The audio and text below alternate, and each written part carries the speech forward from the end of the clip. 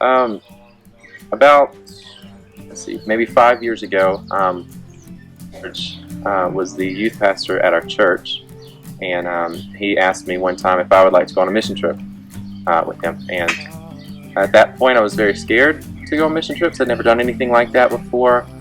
But I thought since he asked me, he saw something in me that, I maybe didn't see in myself.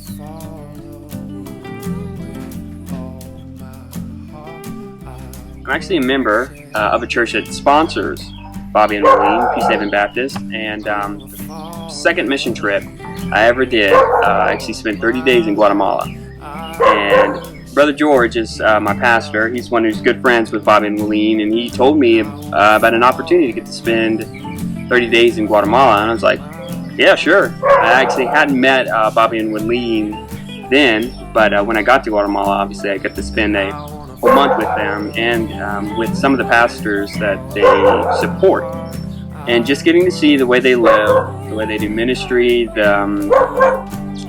had a very genuine heart. I felt protected. Like I could trust them the whole time, and they really became good friends.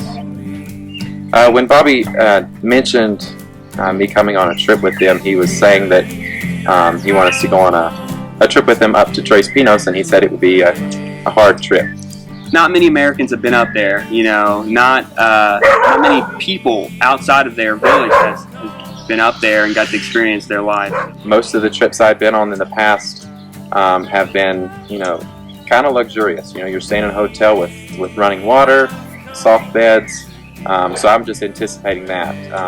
And as we talked through the trip, he explained to me, we're going to be staying at a pastor's house for a couple nights in Tres Pinos.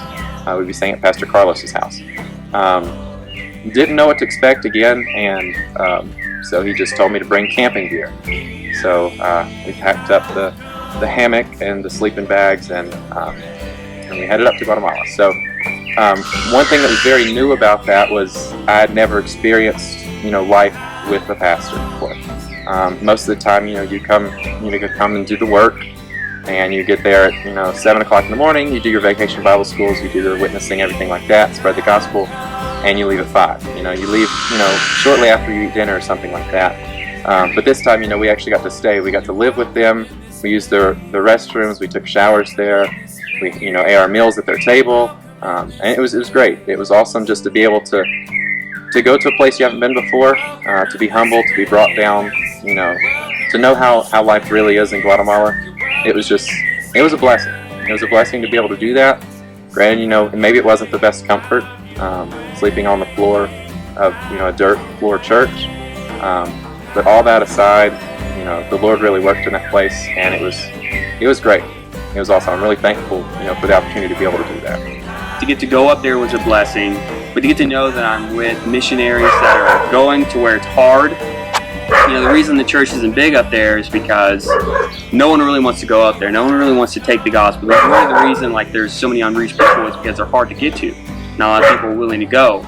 And so just getting to be with Bobby and Marlene, knowing that they're willing to go, knowing that they're willing to make those sacrifices and allow people to go with them to get to share that gift. It's made me grow closer to them. It's made me grow as far as what I know I'm able to do, like what God is going to allow me to do. It's great to go somewhere that you're familiar with people and you've got the comfort, and everything with them, so it makes it a lot easier just to be yourself and to just branch out and do ministry in the way that you need to do. So yeah, probably a few years ago, I was given the opportunity to come, and since then I've just loved it. I just try to take advantage of every opportunity that I have to go. That the friendship is really what brings me back. That I can see that when I'm with them, we are making an impact in this country. We are doing something. We're sharing the gospel. We're reaching these people. We're helping the pastors, the local pastors that are trying to build their churches here and further the gospel. So being a part of that, knowing that I'm working with missionaries that I can trust, and my good friends, it's really what brings me back.